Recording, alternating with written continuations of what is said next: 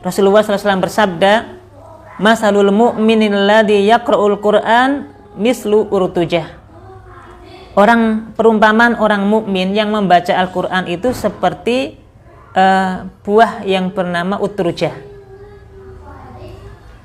Bagaimana sifatnya? Rihuha thayyibun wa ta'muha thayyibun. Utrujah itu buah yang rasanya manis, kemudian baunya harum. Nah, punten ya, kalau dalam keseharian kita utrujah ini kayak buah apa ya, ayah bunda? Buah yang kalau kita makan rasanya manis, baunya juga harum gitu ya. Mangga ya. Mangga yang sudah matang gitu ya. Bukan durian ya ini ya. Enggak semua orang suka. Tapi kalau mangga insya Allah semua suka ya. Maka ada buah namanya utrujah, rasanya manis, rasanya manis, baunya juga harum. Maka inilah perumpamaan orang mukmin yang membaca Al-Qur'an, seperti buah utrujah. Rasanya manis, baunya harum. Wa masalul mu'minil ladzi la yaqra'ul Qur'an kamasalit tamrah. Orang mukmin yang tidak pernah baca Quran itu seperti kurma. Seperti kurma. La rihalaha wa ta'muha khulwun. Kurma itu ya tidak ada baunya. Kalau kita cium-cium kurma itu enggak ada baunya. Tapi kalau kita makan rasanya manis. Kan memang ada keutamaan dengan iman yang dimilikinya tadi gitu ya. Maka ini orang mukmin, dia mukmin tentu punya keutamaan dengan keimanannya. Tapi tidak membaca Quran, jarang baca Quran, itu seperti buah kurma, tidak ada baunya, tapi kalau dimakan rasanya manis.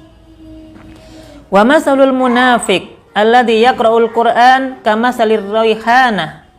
Orang-orang munafik, orang yang menampakkan Islam tapi menyimpan permusuhan dengan Islam, orang munafik itu kalau dia membaca Al-Qur'an seperti buah raihanah. Rihuha thayyibun, ya, rihuha thayyibun, maknanya baunya harum. Wa ta'muha murrun, hanya saja rasanya pahit. Nah, punten, ini kayak buah apa? Buah raihanah ini. Buah yang baunya itu harum, semerbak, tapi kalau dimakan pahit rasanya.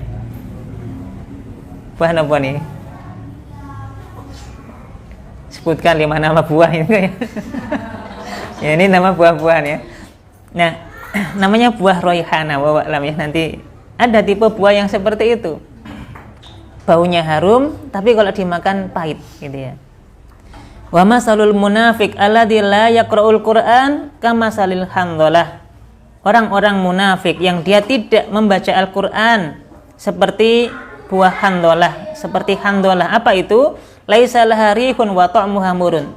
Tidak ada baunya, rasanya juga pahit. Gitu ya. Rasanya juga pahit, rasanya juga sepet, rasanya juga kecut gitu ya. Ini dalam ini rasanya pahit, tidak bisa dimakan. Buah apa? Buah handhalah ini. Kenapa? Buah maja. Ya, ini ya. Tidak ada baunya, tapi kalau dimakan rasanya pahit ya. Maka ini Nabi SAW membuat perumpamaan yang luar biasa tentang orang yang membaca Al-Quran ya. Untuk itu tentu yang kita pilih adalah utrujah tadi ya, seperti buah utrujah yang rasanya manis kalau dimakan, tapi juga kalau dicium harum baunya gitu ya. Tentu keutamaan yang luar biasa.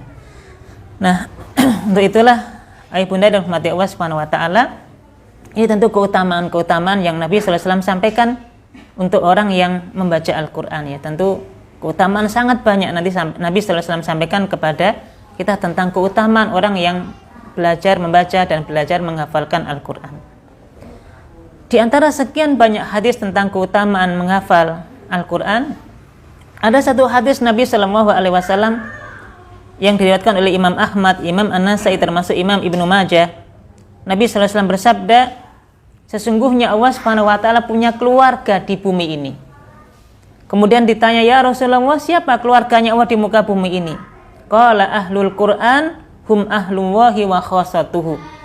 Ketahuilah bahwasanya keluarganya Allah Subhanahu wa taala di muka bumi ini, mereka adalah ahlul Qur'an, orang yang memang ahli Quran, orang yang suka baca Quran, orang yang suka menghafal Quran, orang yang senantiasa hariannya bersama dengan Quran.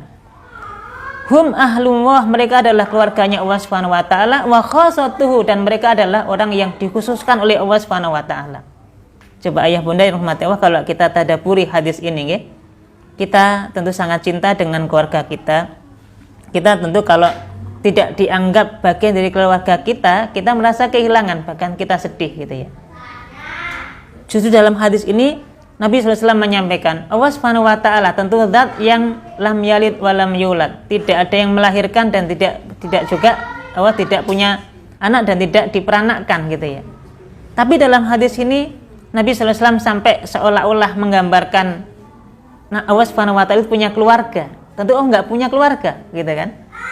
Tapi untuk menunjukkan akan keistimewaan orang yang ahli Quran, itu sampai Allah Subhanahu wa taala dalam tanda kutip nggih menurunkan keesaannya itu seolah-olah Allah punya keluarga di muka bumi ini. Dan siapa keluarganya Allah Subhanahu wa taala? Mereka adalah orang yang ahli Quran.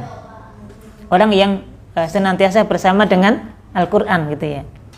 Maka cukuplah dengan satu hadis ini menunjukkan keutamaan yang sangat besar. Siapa yang tidak ingin menjadi keluarganya Allah Subhanahu wa taala? Ibarat bahasa kita hari ini, kalau kemudian misalnya ya tercantum di dalam KK gitu ya, siapa yang nggak bangga kalau kemudian misalnya si fulan masuk dalam daftar kartu keluarga yang di situ ada Allah Subhanahu wa taala. Semuanya akan pengen gitu. Semuanya akan pengen. Dan alangkah sedihnya kalau kemudian kita ini dicoret dari daftar keluarga atau daftar KK tersebut gitu. Dan kita, anak-anak kita, keluarga kita pengen menjadi keluarganya Allah Subhanahu wa taala yang ada di muka bumi ini. Nah, tentu sarannya adalah dengan menjadi ahli Quran, dengan orang yang menghafal Quran bersama dengan Al-Quran dalam kesehariannya.